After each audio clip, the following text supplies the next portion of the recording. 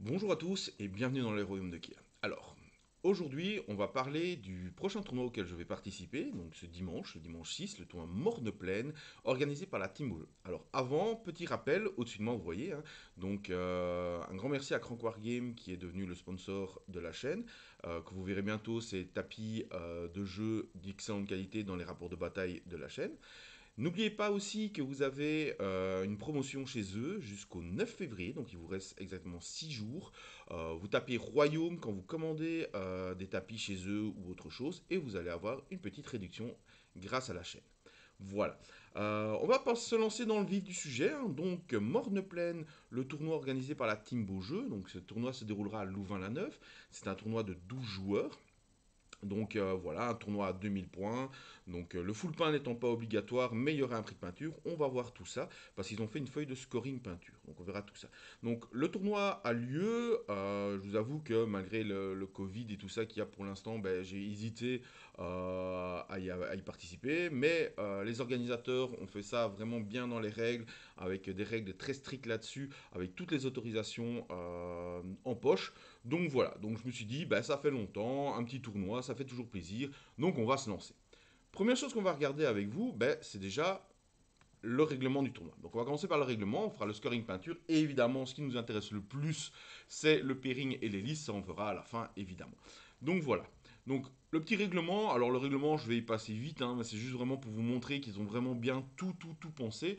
Donc voilà, le matériel, le WYSIWYG, on aura des sandwichs à midi, donc ça c'est toujours bien, hein. Voilà, donc il y aura bien, comme j'expliquais, donc le full pain n'est pas exigé, mais voilà, il y aura un prix de peinture, donc ça c'est toujours intéressant aussi. Même si je suis partisan du full pain en tournoi, parce que je trouve que c'est beaucoup plus beau, parce que dans les grands événements et dans tous les tournois à l'étranger, c'est ce qu'on voit, et on voit tellement de belles choses sur les photos qui nous font rêver. Mais chacun a ses choix, et je trouve bien que du coup, ils encouragent le full pain avec un prix de peinture. Est-ce que je pourrais essayer de l'avoir? Je ne pense pas, mais en tout cas, mon armée est full paint. Vous la verrez normalement samedi lors de la vidéo de présentation de l'armée. Donc voilà, l'horaire, les règles annexes, mais surtout ce que on va s'intéresser, ben, c'est déjà ceci. Donc c'est le scoring table. Donc la table de scoring, donc à chaque scénario, en fait, ben, la différence de points va vous permettre d'être remis sur 20 et pour avoir un classement. Donc on voit qu'il faut quand même entre 19 et 20 points de différence pour marquer un 20-0. Donc c'est quand même énorme parce qu'on verra que sur les trois scénarios, il y a quand même deux scénarios où on ne va pas marquer spécialement beaucoup de points. Donc je pense que le tournoi sera quand même assez serré. Donc ça c'est vraiment intéressant. On verra, hein, je vais essayer de faire mon possible, mais en tout cas, ça c'est intéressant. Donc le premier tour sera tiré au sort, hein, logique, et les autres tours, ben, ce sera en ronde suisse. Alors pour ceux qui ne savent pas ce que c'est la ronde suisse en fait, c'est par exemple, j'ai fait 19 au premier match, eh ben, je vais affronter quelqu'un qui fera 20 ou 19 par exemple. Donc on va faire dans le classement. Donc le premier à la fin du round 1 affrontera le deuxième, et ainsi de suite. Le fair play, c'est toujours important de le dire, hein, même si sur la chaîne, bah, c'est quelque chose qu'on prône. Évidemment, vous le voyez, on rigole, c'est plus marrant de rigoler que de se prendre la tête, mais c'est toujours bien de le rappeler. Alors voilà, le protocole Covid. Donc ça, voilà, c'est ça qui est super intéressant. Donc pour montrer vraiment qu'ils ont été super stricts là-dessus. Donc le port du masque est obligatoire, et ils auront des masques en backup, des masques jetables à l'accueil. Donc ça, c'est vraiment bien. Donc, on respecte toujours la distance à 1,50 m, ce qui est pratique vu qu'on joue l'un en face de l'autre sur une table. Donc voilà. Et il est demandé qu'au joueur passif, donc celui qui ne joue pas, de rester assis pendant que l'autre ben, se lève pour faire bouger ses figurines et ainsi de suite. Alors ça va prendre un peu plus de temps du coup que les parties classiques, hein. Il y aura moins peut-être spécialement d'interaction sur la partie, mais c'est très important vu que techniquement dans les événements intérieurs, culturels, on peut le faire qu'uniquement en restant assis avec le protocole sanitaire. Donc là, au moins, ils respectent le protocole, donc ça, c'est super intéressant. Il y a du gel hydroalcoolique exigé avant et après chaque partie, et il y aura du gel à disposition. Voilà. Et évidemment, on ne touche pas le matériel des autres. Voilà. À rajouter à ça qu'ils ont eu l'autorisation du Covid Risk Center pour organiser le tournoi. Et donc voilà, donc tout sera nickel pour faire une belle journée. Alors, les scénarios. On va rentrer dans le jeu maintenant, hein, que ce petit passage est fait. Le plus important, c'est le jeu. Le premier scénario, donc le round 1, j'ai bien demandé et c'est bien dans l'ordre. Le round 1, ce sera premier sang. Parfait. pour une première partie, hein. Alors, on voit que le déploiement est comme ceci. Donc, on voit que c'est déjà un scénario à 3 objectifs. Donc, déjà, c'est pour scorer, c'est pas énorme, hein. Donc, c'est bien un scénario où, hop, quand on marque un point si on contrôle un objectif, un point si on en contrôle au moins deux, un point si on en contrôle plus que son adversaire, 2 points par objectif tactique, tactique de bataille, donc toujours logique, la grande stratégie, 3 points, toujours logique, voilà. La seule petite variante de ce scénario-là, déjà, c'est le déploiement. Le déploiement est assez tricky, mais on va aussi avoir le poste d'observation. C'est-à-dire qu'au début de chaque round de bataille, après que les joueurs ont reçu leur point de commandement, le joueur qui a le second tour choisit un des 3 objectifs qui sera le poste d'observation. Et le joueur qui contrôle ce poste d'observation recevra un point de commandement supplémentaire. Alors ça n'a l'air de rien comme ça, on peut se dire oui c'est pas mal mais sans plus, mais c'est très intéressant pour beaucoup d'armées. Beaucoup d'armées. Là, concrètement, par exemple, mon premier adversaire, on verra sa liste tout à l'heure, mais c'est quelqu'un qui va pouvoir jouer avec des points de commandement. Donc, je pense que c'est vraiment pas mal qu'il ait ce poste d'observation. Donc, est-ce qu'il va choisir de jouer en deuxième du coup ou pas? On verra. Deuxième scénario, lutte de pouvoir. Alors, lutte de pouvoir, hop, 5 objectifs sur la table. Et de nouveau, là, c'est vraiment, je vais dire, totalement normal. À une exception près, en fait, donc vous marquez un point de victoire quand vous contrôlez un objectif, un deuxième point de victoire si vous contrôlez au moins 2 objectifs ou plus, et un troisième point de victoire si vous contrôlez plus d'objectifs que votre adversaire. La seule différence, c'est que pour marquer ces points, il faut que vous contrôliez l'objectif depuis au moins 2 tours. Donc voilà, donc là concrètement, on ne va pas marquer beaucoup de points non plus, parce qu'il faut vraiment les tenir depuis 2 tours complets. Donc à part les 2 objectifs qui seront dans notre camp qu'on contrôlera directement, bah, si on veut reprendre des objectifs, il faut prendre celui du premier. Voilà. Donc de nouveau, un scénario où on ne marquera pas spécialement beaucoup de points, ou alors il faudra faire vite. Donc du coup, de nouveau, les scores serrés. Donc tout le monde aura des scores serrés jusqu'à arriver au dernier scénario, Veine de Gure. Et là, c'est ma petite doléance. Parce que Veine de Gure, c'est un scénario où on marque beaucoup de points par contre. Donc Veine de Gure, c'est le scénario anciennement des comètes, hein, où au tour 2, vous allez avoir sur la ligne centrale un objectif qui va popper, et au tour 3, sur les bords des 2 zones de déploiement, un objectif de chaque côté qui va popper. Et on marque autant de points de victoire que le numéro du round de bataille dans lequel on est. Donc si on le prend au tour 3, on aura 3 points, au tour 4, 4 points, et ainsi de suite. Ben là, voilà, c'est un scénario où on va marquer beaucoup de points, ce qui est un peu dommage, j'ai envie de dire, parce que là, en tournoi, clairement, tout le monde va être serré. Et puis, ben, il suffit d'un 20-0 assez simple pour que quelqu'un qui soit en bas du classement remonte ou inversement. Donc, ça aurait été bien que les 3 scénarios soient totalement serrés pour avoir nous tenir en haleine, j'ai envie de dire, jusqu'au bout.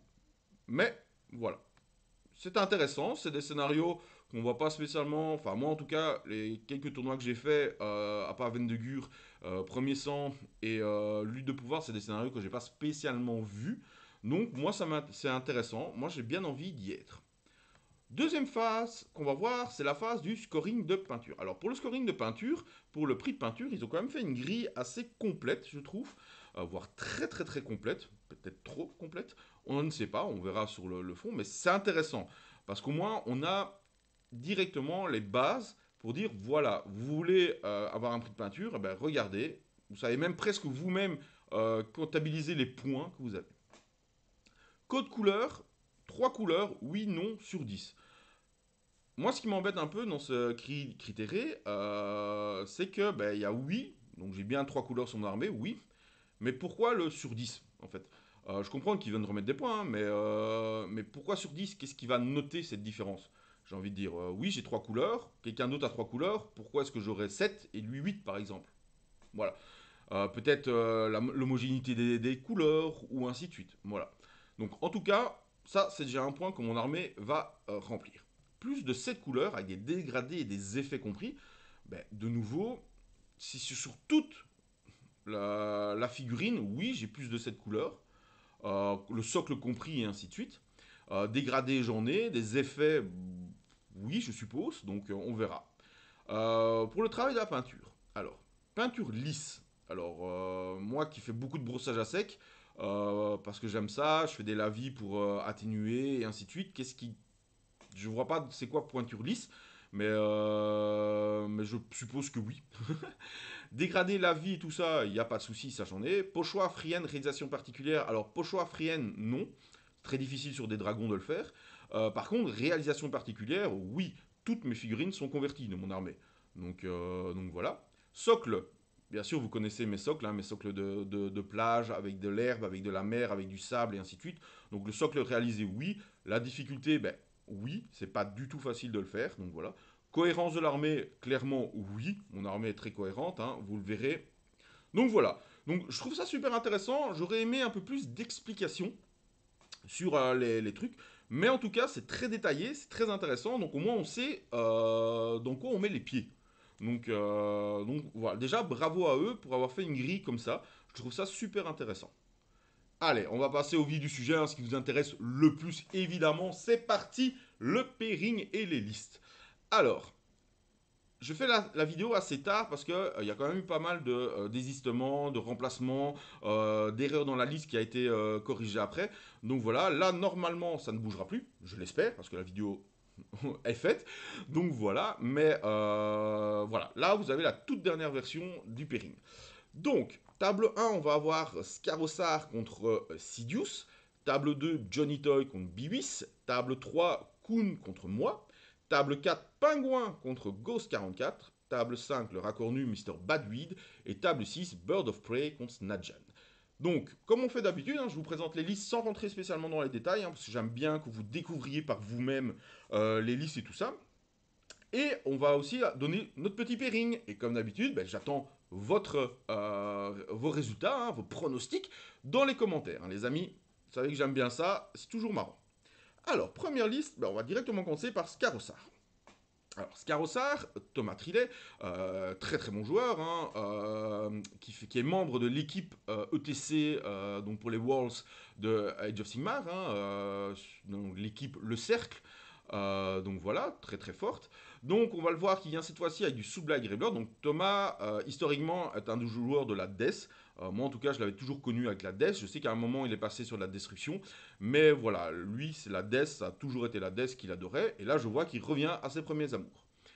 Alors, il joue en Castellaï. Donc Castellaï, c'est la dynastie des Dragons de Sang, donc du Prince Vordrai. Hein, la belle dynastie comme on avait avant à Warhammer Fantasy Battle. Donc elle est toujours là, elle est toujours aussi forte. Donc Castellaï, en gros la dynastie fait que quand vos personnages ou vos unités de Blood Knight vont tuer certaines choses sur la table, ils peuvent avoir des bonus par rapport à ça. Donc le défi militaire. Alors, royaume mortel du feu, donc je suppose qu'il fait comme moi, qu'il met un royaume mortel, ça n'a aucune incidence sur le jeu. Hein, voilà, donc pour ceux qui découvrent Warhammer Age of Sigmar, ça n'a aucune incidence en V3, mais ça peut donner aussi le ton sur d'où vient son armée, sur le thème de son armée, peut-être la peinture, les conversions et tout ça. Royaume du feu. Grande stratégie, Holden 9, il va devoir garder au moins une unité de ligne en vie, on verra que ça va être possible, et le triomphe indomitable. Donc, comme leader, on va commencer par Manfred von Karstein, le mortage de la nuit. Alors déjà, Manfred n'est pas un Castellite, donc il n'aura pas les bonus de Castellite, mais en lui-même, Manfred est vraiment génial. Hein. Je vous invite à aller voir son profil. Il est sous-joué. C'est vrai qu'on voit souvent plus Neferata à sa place, le prince Vordrai et ainsi de suite. Mais c'est très intéressant. Hein. Manfred est souvent sous-estimé, donc à faire attention. Il a pris un Vampire Lords on Zombie Dragon. Notez l'accent, hein. Général, d'ailleurs, notez-le dans les commentaires, je vais rigoler. Général, donc avec un trait de commandement, la lance, l'artefact, le trait de monture, le lore, le sort du vampire pour aller 6 pas plus vite. Alors, là c'est intéressant parce qu'il a choisi de ne pas prendre le prince Vordrai qu'on voit dans toutes les listes, qui est super fort, et il a pris son Vampire Lord sur Dragon Zombie pour pouvoir le customiser comme il veut. Donc, moi je trouve ça intéressant. À voir ce que ça va faire. Est-ce que ça aura assez d'impact comparé à Prince Vordrai? Est-ce que c'est le but recherché? Est-ce qu'il a vraiment envie qu'il soit quelqu'un d'impact ou plus de soutien à la vraie force de son armée? Et on y vient tout de suite, les 5 unités de Blood Knight. Et ouais. 5 fois des chevaliers de sang. Alors, cette unité, elle est vraiment insane. Pour son nombre de son coup en points, c'est vraiment super fort. Ça frappe fort, ça charge. Une fois que c'est au corps à corps, ça peut entre guillemets se désengager en volant, mais ça compte pas pour un désengagement. Donc, vraiment intéressant. On voit, ça a les bonus Castellai, donc on voit vraiment l'ossature de son armée. Et en plus, s'il les a convertis et peints dans le royaume du feu, j'ai vraiment hâte de voir son armée. 20 Deadwalker zombies, 20 zombies, 10 squelettes, logique hein, pour prendre des objets et puis ça comble les points. Et on va avoir donc un Battle Régiment et un Hunter of the Earthland qui va immuniser 3 unités Blood Knight ou Fureur Monstrueuse, ce qui est très très bien. Et après, ben, il aura 3 unités dans son Battle Régiment et 3 unités qui seront autre part. Donc concrètement, il aura, je pense, presque jamais le choix du premier tour. Alors moi personnellement, c'est des choses que j'aime bien. Soit je veux être sûr d'avoir le premier tour, soit ben, si je suis pas sûr de l'avoir, ben, je préfère ne pas l'avoir du tout et laisser le choix à mon adversaire. Donc liste très forte, hein, très très forte, à voir contre quoi il va tomber. Ben, on va le voir tout de suite, hein, puisqu'on va voir déjà le premier duel contre Dorian.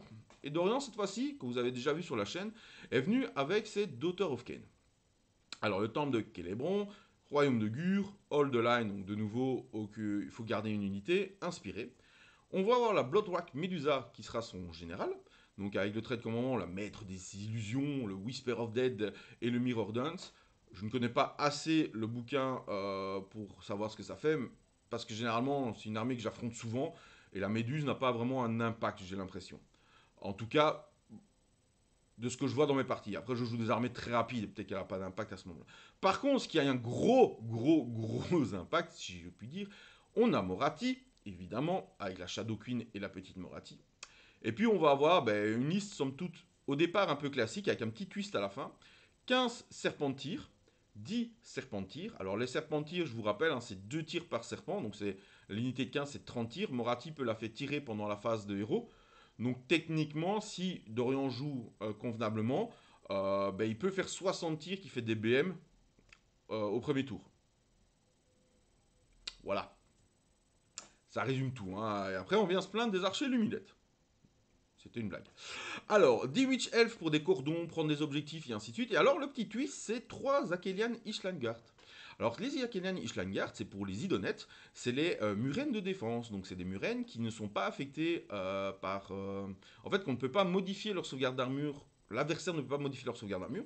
Tandis que le joueur peut modifier lui sa sauvegarde d'armure. Donc voilà. Donc ils ont une 4 de base. Quand ils chargent, ils ont une 3 On peut encore la modifier avec un point de commandement et ainsi de suite. Mais l'adversaire ne peut pas le faire. Donc ils ignorent la reine et ainsi de suite. Alors le match est un peu bizarre. Ça va être sanglant, j'ai envie de dire. Je vais donner mon pronostic sur Dorian avec les Daughter of Cain. Je pense qu'il a le potentiel en fait de pouvoir bloquer des unités de cavaliers et de sniper les persos. Après voilà, ça va dépendre vraiment de son sniping de perso ou de son sniping d'unité. Mais je vais donner la victoire à Dorian. Mais on reviendra là-dessus après. Troisième liste, on a Johnny Toy, Face Your Demon, version 2. Alors, allégeance Zench, on peut le huer. Bouh, voilà. Avec l'éternelle conflagration, Gur, Hold the Line, pas de triomphe. Alors, il n'a pas mis de triomphe, c'est parce qu'il joue à 2000 points pile. Alors, techniquement, on doit toujours le mettre. Voilà. Après, c'est pas grave. Voilà, on va pas en faire tout un plat, mais voilà. Quoi. Avec son Gaunt Summoner Mammon, donc voilà, avec plein de flammes, hein, on voit hein, Coruscating Flame, Shroud of Warflame, donc voilà. Kéros, alors Kéros, évidemment, il vient avec son frère jumeau, bel accord. Alors on a l'impression qu'ils sont frères jumeaux parce qu'au final, ils se sont jamais dans une liste l'un sans l'autre. Hein. Donc voilà, donc pourquoi? Parce que ça permet, c'est les deux unités, Kéros et Belacor, c'est les deux figurines qui permettent de faire une gestion de table énorme. Donc Belacor, pendant un tour, il va pouvoir dire à une unité ou une figurine, tu ne fais rien. Donc à chaque phase, sur 3+, elle ne peut rien faire.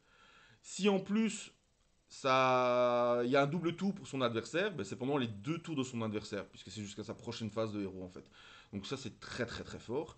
Kéros, il permet de changer des dés, il a beaucoup de magie, il fait plein de choses, donc voilà, ça vous permet de vraiment pouvoir gérer la table rien qu'avec ces deux figurines.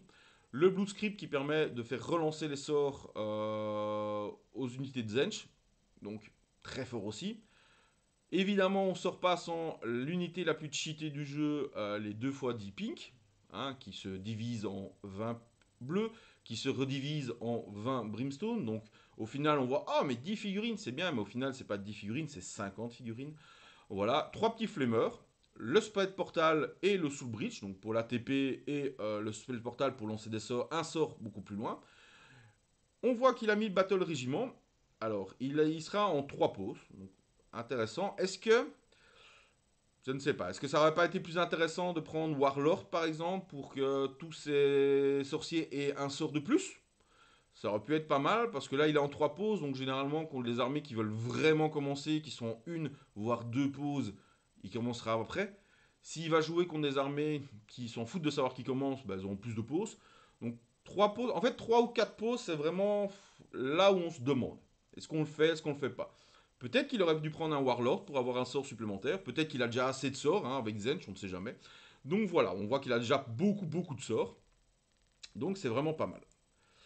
Hop, on va passer au suivant, les Iron Joe. Alors, Iron Joe, c'est Biwis. Biwis qui va jouer donc Iron Joe avec un Megamos en sur Mokrusha. On le connaît, hein, meilleure figurine du jeu pour l'instant. Il en a même un deuxième, 2 Megaboss sur Mokrusha. Hein. Ça détruit tout.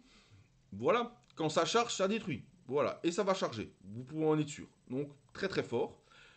Deux War Chanteur, donc pour booster les unités, booster les Mokrusha pour faire un damage supplémentaire et ainsi de suite. Le Shaman avec la Mangork pour la téléportation. Donc on va avoir une armée qui va être très rapide, qui peut se téléporter, qui fait très mal. On va avoir 3 Gorgunta, donc les gros cochons, 10 brutes, 5 Arboys, 5 Arboys. Et un Emerald Life Swarm, donc ça c'est un petit sort qui permet de regagner des PV. Ce qui peut être intéressant avec les Mokrusha, on y pense rarement. Là je vois que Biwi y a pensé, c'est vraiment pas mal. Donc, une liste très forte. Hein. On sait qu'Iron Joe est vraiment bien pour l'instant dans le méta. Les unités, les 2 mégaboss qui vont pouvoir faire avec les Gorgunta un mouvement à la phase de héros, qui vont pouvoir refaire un mouvement. Donc on peut venir chercher tout ce qu'il y a sur table, charger.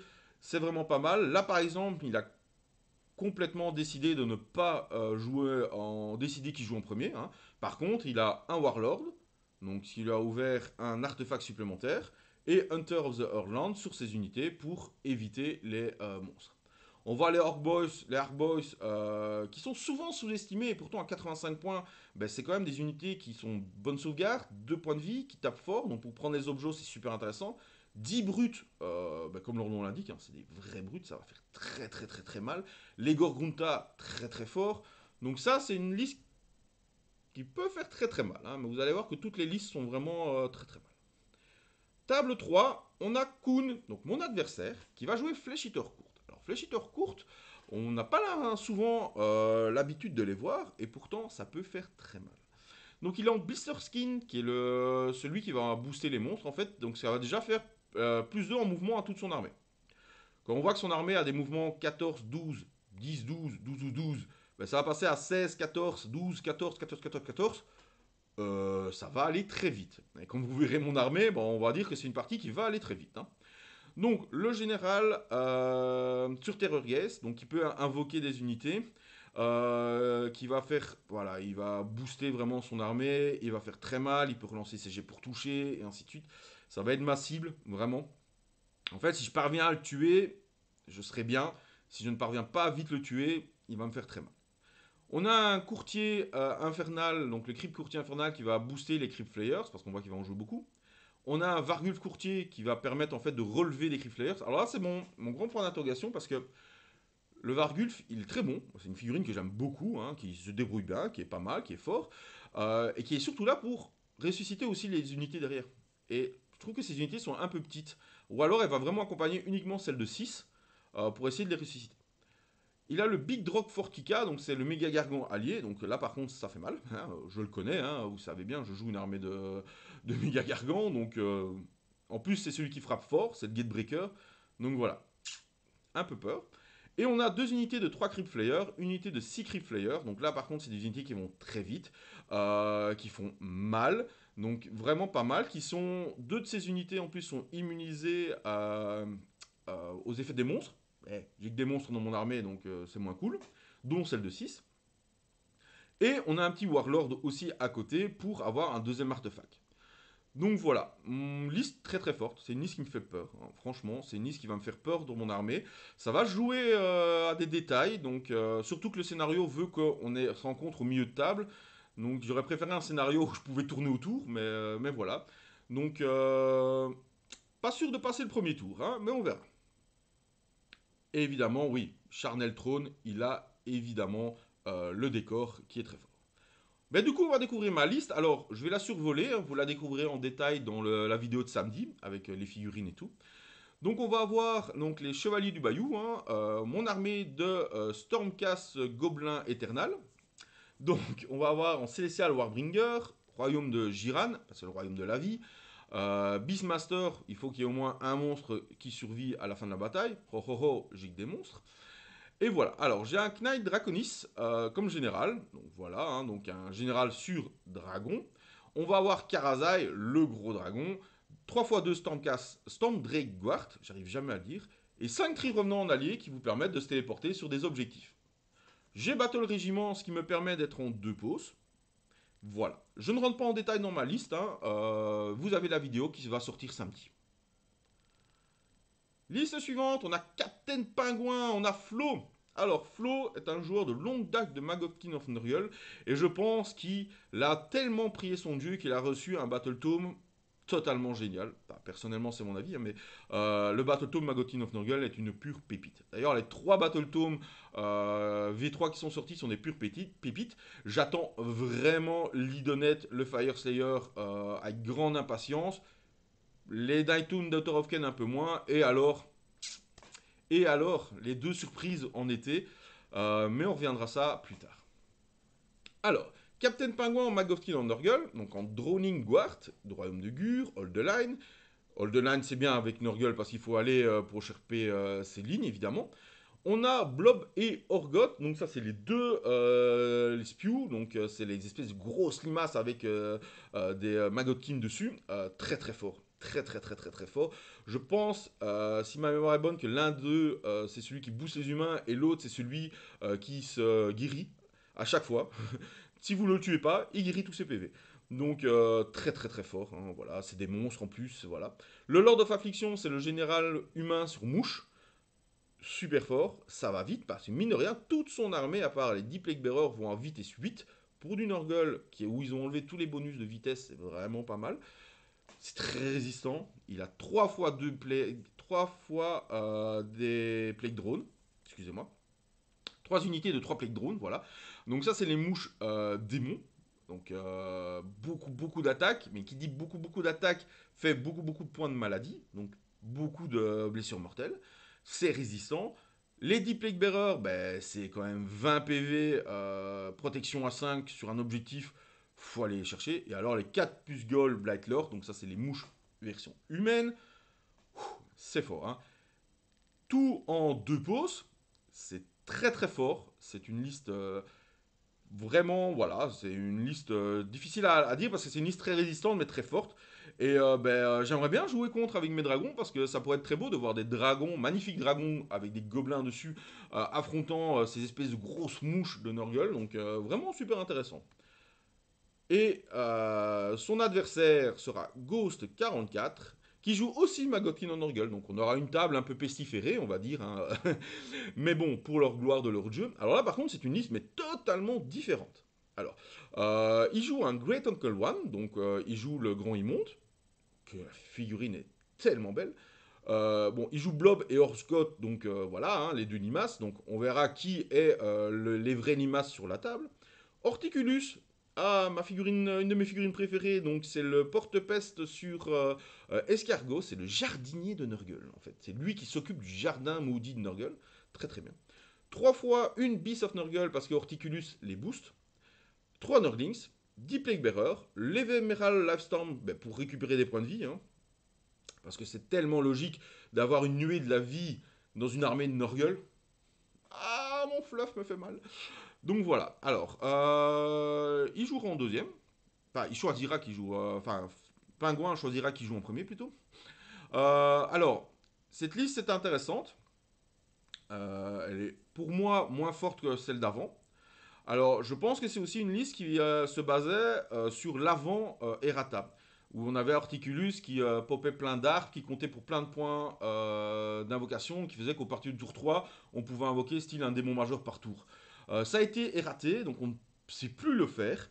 Donc les arbres vont donner beaucoup moins de points de contagion. Donc je pense qu'il s'était basé là-dessus. C'est peut-être du coup les figurines qu'il avait. C'est pour ça qu'il n'a peut-être pas encore fait évoluer sa liste, je ne sais pas. Mais hâte de voir comment ça se déroulera. En tout cas, ce sera une partie assez lente, vu que les unités ne meurent pas. On va passer après au Racornu, qui n'ajoute toujours pas ses Skaven. Hein. Je tiens à le dire, hein, c'est une honte. Donc en Stormcast, Hammer of Sigmar. Alors là, c'est intéressant parce qu'une deuxième liste Stormcast dans le tournoi est totalement différente de la mienne. Mais alors, complètement différente de la mienne. Parce qu'on va avoir Krondys. Donc Krondys, c'est l'autre dragon. C'est le meilleur dragon, j'ai envie de dire, puisque c'est celui qui fait de la magie. Le mien n'en fait pas. Le Bastian Kartalos, le Lore Relictor, 3x5 Vindictor et ces fameux 6 Vanguard Raptor. Avec des Lance-Strike Crossbow, vous savez. Cette unité tellement géniale.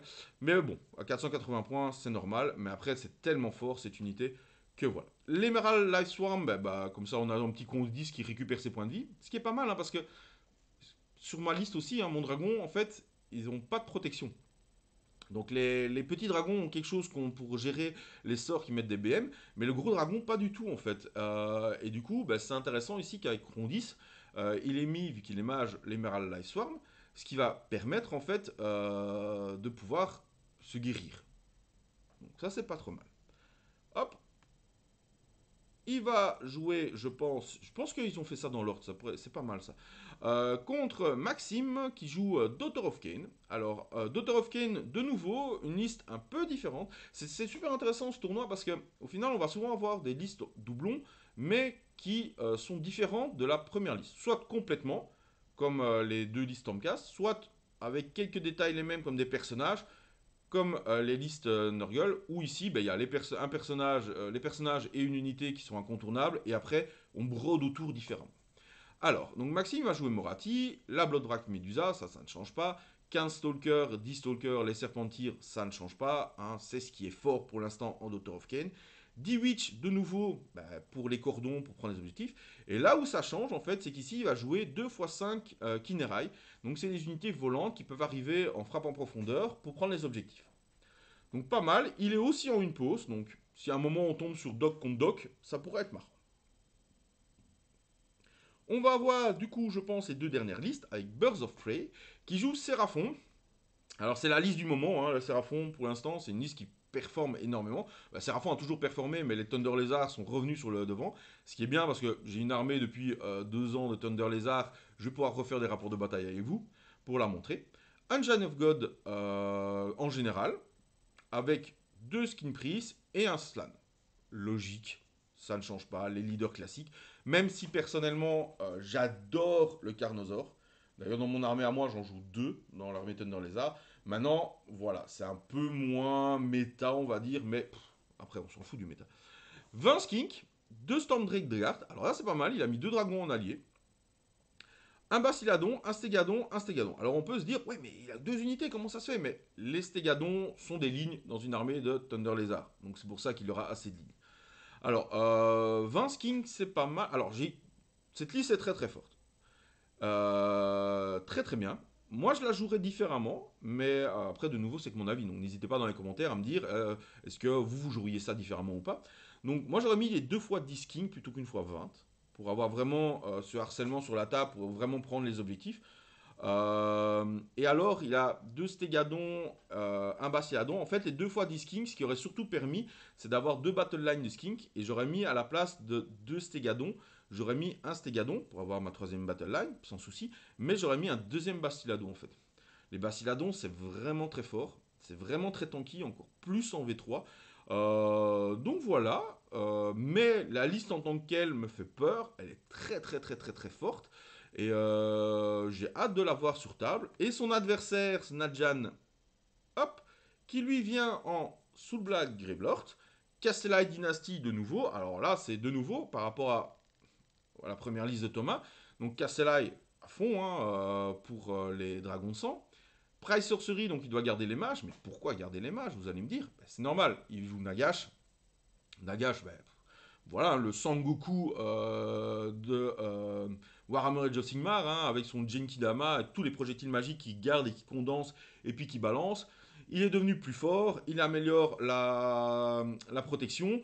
Donc Voilà. Nagash, il n'y a pas besoin d'en dire plus. Par exemple, Nagash va poser extrêmement beaucoup de problèmes à la liste Séraphon. La liste Séraphon, par exemple, ben, il va devoir avancer. Nagash one-shot n'importe quel de ces monstres en une phase. Hein. Donc, dont les Bastiladons. Ça va être fort. Par contre, c'est là où je comprends pourquoi il le fait. Mais alors, je comprends pas pourquoi Castellai, hein, à part pour mettre des Blood Knight en ligne, et je pense que c'est pour ça qu'il l'a fait, c'est Neferata. Neferata, très très forte. Hein, elle a des sorts qui fait que vous ignorez les rends et tout ça. Donc, c'est méga fort Neferata.